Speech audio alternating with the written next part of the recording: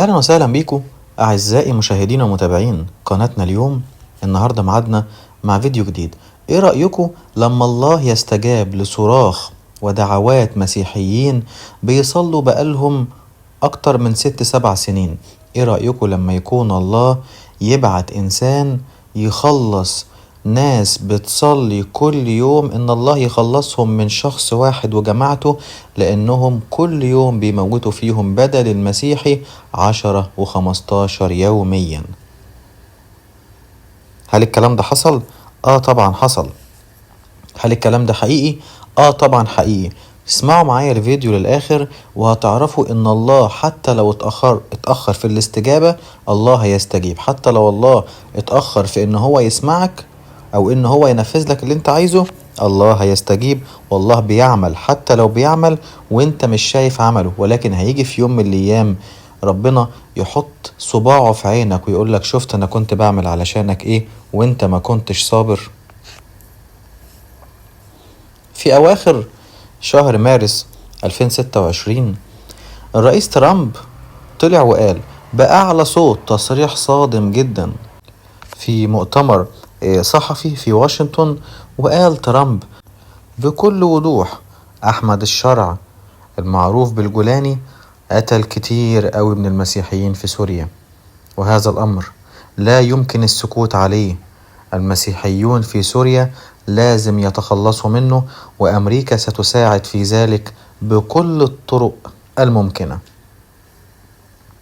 التصريح ده أثار ضجة كبيرة جدا جدا في كل العالم العربي والغربي، خاصة بين المسيحيين السوريين والمهتمين بالشأن السوري. يعني حتى المسيحيين اللي مش سوريين لكن مهتمين بالشأن السوري اهتموا جدا وفرحوا، والبعض الآخر خاف من تداعيات اللي ممكن يحصل لو تم التخلص من أحمد الشرع.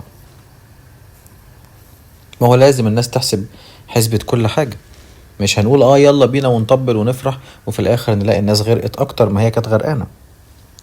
في نفس اليوم اللي قال فيه ترامب الكلام ده، الأخ رشيد كان بيجهز نفسه لفيديو وحلقة نارية.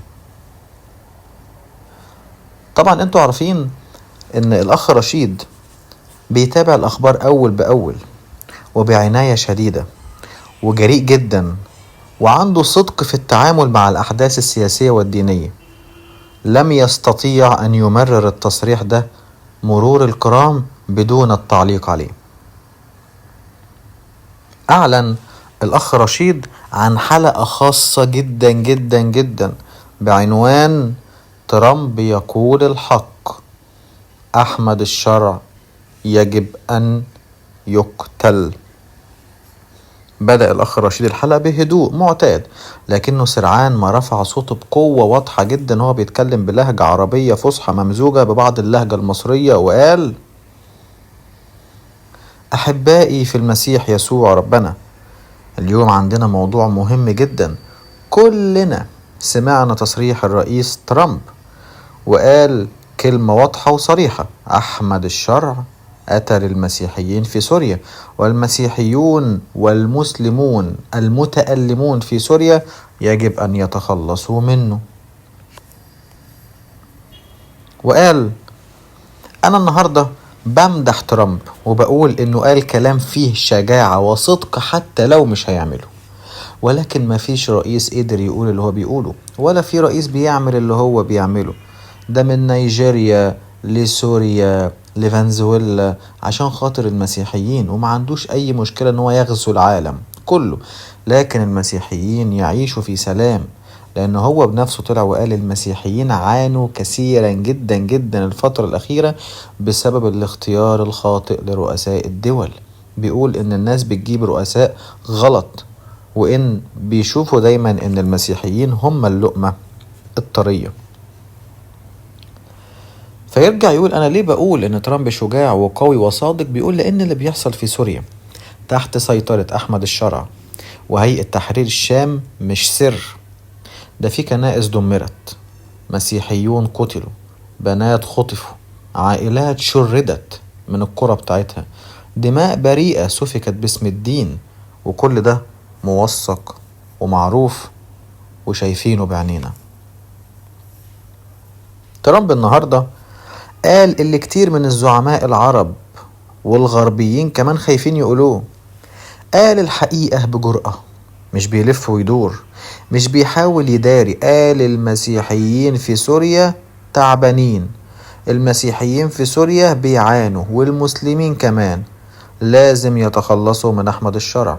وأنا بقول برافو يا ترامب. ثم زاد بقى الأخ رشيد من حماس وهو بيحرك إيده كده وانفعل وقال أنا عارف إن في ناس هتقول يا رشيد إزاي تمدح رئيس أمريكي. أقول لهم أنا مش بمدح ترامب لأنه أمريكي، أنا بمدحه لأنه قال الحق في وقت كتير من الناس ساكتين.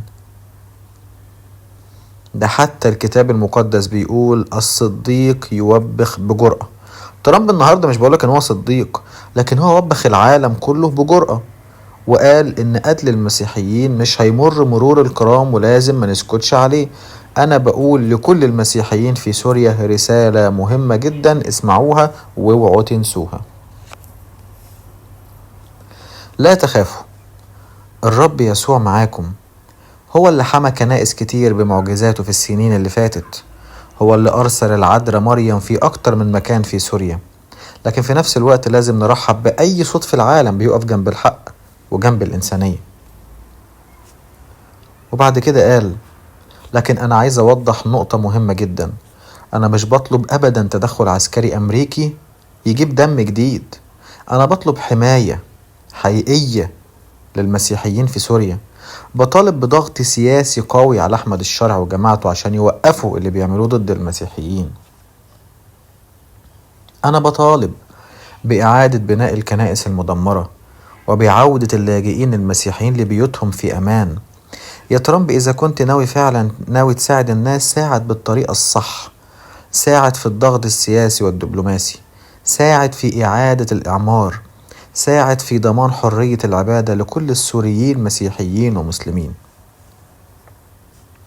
أما دلوقتي رسالتي لأحمد الشرع بقول له الدم اللي انت سفكته هيصرخ ضدك في يوم الدينونة، لكن التوبة لسه ليها باب مفتوح. ارجع عن الطريق اللي انت فيه قبل ما يجي المسيح، ولو جه مفيش رجوع. أخيرا أنا بمدح ترامب تاني النهاردة مش لأنه كامل، لأن كل البشر ناقصين، أنا بمدحه لأنه في زمن كتير من الزعماء بيداروا الحقيقة هو قال كلمة واضحة، قال المسيحيين في سوريا تعبانين وأحمد الشرع لازم ينتهي قصته.